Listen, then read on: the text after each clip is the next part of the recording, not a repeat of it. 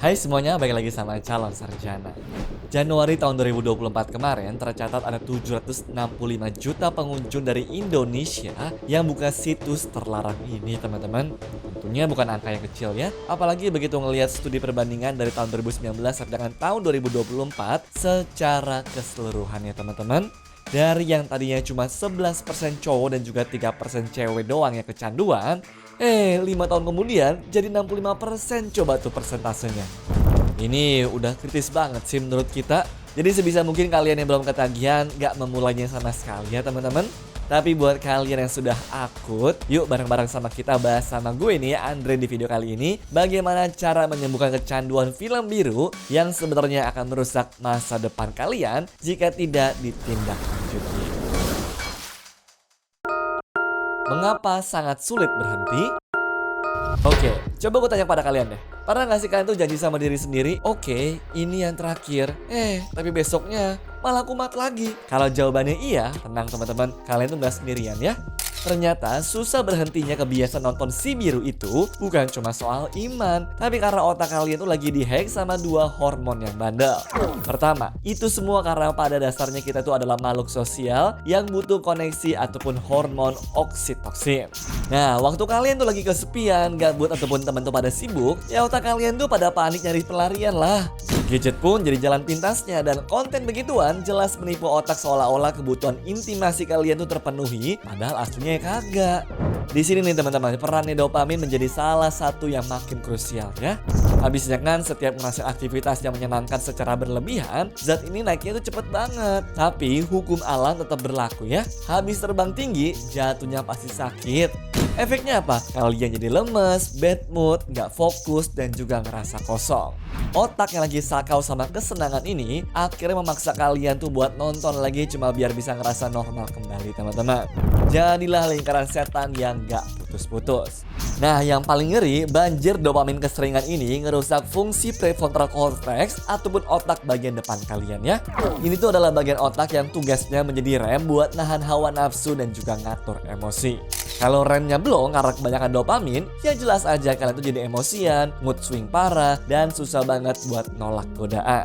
Jadi setiap kali nih teman-teman tuh stres ataupun cemas, otak tuh akan otomatis nyuruh login lagi sebagai obat penenang palsu ya. Serem kan?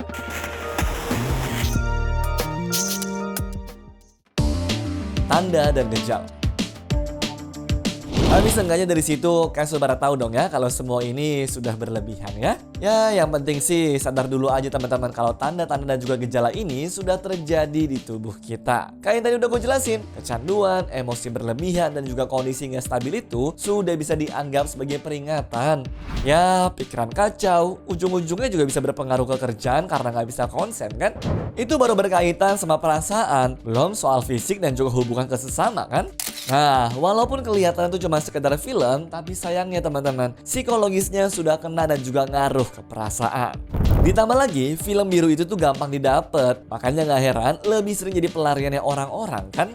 Sementara hubungan sama pasangan belum tentu diutamain. Nah, namun bagian paling horornya ada di aset masa depan kalian. Iya, kalau lu pernah ngalamin disfungsi ereksi ataupun susah berdiri padahal masih muda, itu bukan karena alatnya itu lemah ya, tapi karena otak lu pada nih yang sudah mati rasa teman-teman. Ibaratnya lidah aja deh, yang biasanya tuh makan pakai 3 sendok micin, giliran dikasih makanan sehat tanpa micin, pasti rasanya hambar kan? Sama kayak otak, karena keseringan dikasih tontonan ekstrim, rangsangan normal dari pasangan asli jadi gak kerasa lagi. Ngeri kan kalau sampai permanen? Gimana cara untuk sembuh? Ya pertama-tama pokoknya kalian tuh harus sadar dulu deh kalau ini tuh sudah menjadi masalah ya. Aku dulu aja teman-teman. Bahkan kalau ngelihat artikel Sarjito tadi nih, ternyata efek kecanduannya bisa lebih parah dibandingkan dengan narkoba loh. Kenapa? Karena film biru ini tuh jangkauannya lebih luas dan juga kena ke banyak hormon juga. Makanya penting buat kalian tuh sadar dan juga peka sama diri sendiri kalau ini sudah menjadi masalah yang mengendalikan hidup ke arah yang tidak benar. Pokoknya cari tahu dulu deh apa yang bisa bikin kita tuh kepengen buat selalu buka dan nonton film biru tadi ya teman-teman. Nah, abis udah ngelatih diri kalau keinginan buat buka film biru itu tuh salah, baru deh lanjut ke step berikutnya, yaitu puasa. Bukan untuk ngontrol hormon dopaminnya nih teman-teman, karena kita tuh nggak akan pernah bisa deh mengatur naik turunnya dengan bebas semau kita. Tapi cara ini tuh lebih ke gimana sih cara ngurangin kecanduan yang disebabkan sama hormon tadi. Kalau dari artikelnya Harvard, nggak perlu juga kok langsung ekstrim. Boleh aja bangun kebiasaan sejam sampai dengan 4 jam berhenti main handphone, atau bisa juga luangin waktu buat main aja. Misalnya nih habis kerja dan juga beres-beres, boleh kok main handphone, tapi di jam 7 sampai jam 8 malam doang ya. Terus jangan pernah lagi buka HP begitu bangun, biar dopaminnya nggak kepancing buat aktif secara berlebihan dan bikin ketagihan juga ya teman-teman. Sama trik yang terakhir itu, kayak pas lagi kerja tuh fokus aja ke satu layar doang teman-teman. Jangan sambil nonton di handphone supaya otak tuh nggak dapat stimulasi berlebihan lagi. Atau kalau spesifik ngomongin film biru, ya berhentilah punya keinginan buat buka apalagi ngetik ya. Ntar lama-lama tuh bisa beradaptasi dan juga pulih deh. Kalian juga bisa ya ngebatasin pakai aplikasi yang bisa ngeblokir atau ngefilter situs-situs tertentu biar lebih ngebantu lagi teman-teman. Soalnya cara ini tuh bisa ngebatasin bagian talamus di otak yang biasanya dipakai tuh untuk mengendalikan indera perasa kita. Tujuannya tuh biar badan kalian gak bergerak secara impulsif dan ada jeda buat mikir ulang. Cara ini juga bisa loh soalnya ngakalin kebiasaan main langsung check out barang begitu saja. Tapi kalau masih berat, coba deh sambil nyari aktivitas lain teman-teman. Ya bikin dopamin itu kepake buat hal positif ya. Mungkin bisa dengan cara olahraga misalkan. Dengan begitu kan kita jadi lebih sibuk tuh dan juga bikin pikiran bekerja ke arah yang lebih benar sambil perbaikin kesehatan mentalnya kita ya. Caranya bisa kok sesimpel tidur yang cukup atau bisa juga dengan meditasi. Biar perasaan buruk atau nggak stabil ini lama-lama mulai tenang dan nggak perlu lagi cari pelarian ke kebiasaan-kebiasaan yang jelek. Siapa tahu kan malah bisa ketemu peluang bisnis dan juga masa depan jadi cerah. Kemudian ubah mindset kita juga ya. Jangan terus-terusan mikir kalau status kalian itu adalah seorang pecandu.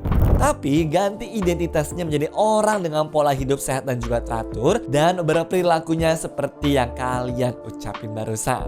Kekuatan dari sebuah ucapan itu besar banget loh sebenarnya. Kalian aja yang gak sadar tuh guys. Lalu buat yang sudah punya masalah di hubungan atau bahkan susah berdiri, bisa dicoba ya buat terapi ke para ahli.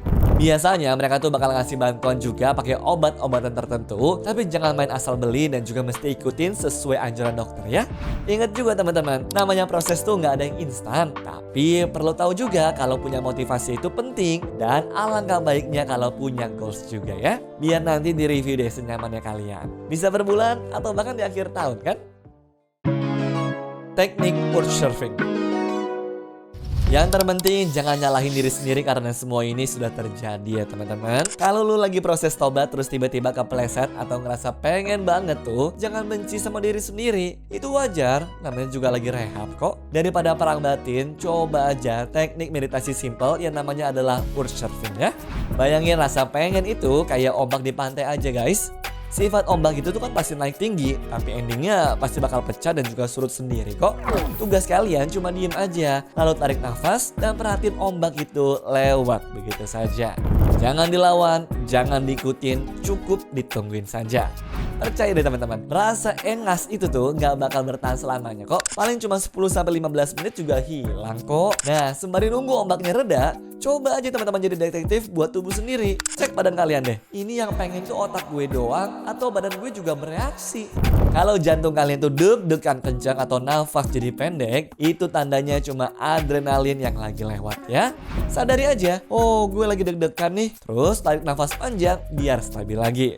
Dengan cara ini lu ngasih tahu ke otak kalau kalian tuh adalah rajanya, bukan budak hormon. Lama-lama otak lu tuh bakal paham kok kalau dia tuh nggak bisa lagi maksa kalian nih pakai trik murahan seperti itu lagi guys. Yuk bisa kok kalian.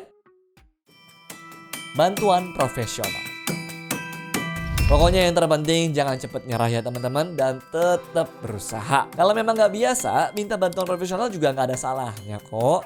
Bahkan terapinya bisa disesuaikan tuh sama masalah kita. Walaupun kebanyakan itu berkaitan sama terapi perilaku kognitif. Salah satu bentuk psikoterapi yang tadi sempat kita sebutin juga nih. Jadi ini bakal ngelihat di mana letak masalahnya, terus mulai dirawat dengan mengubah pola pikir dan juga perilaku negatif. Utamanya, ya berfokus aja tuh sama hubungan antara pikiran, perasaan, dan juga naikin keterampilan kognitifnya lagi. Oh iya, cara ini juga bisa kalian lakukan juga buat banyak hal ya, dan gak terbatas sama kecanduan film biru aja teman-teman. Kayak kecanduan sosmed misalkan. So, kiranya segitu dulu guys untuk video hari ini. Sampai jumpa lagi di video-video selanjutnya. Bye-bye. Anyways, cukup sampai di sini ya guys video hari ini. Sampai jumpa di video selanjutnya. Dah.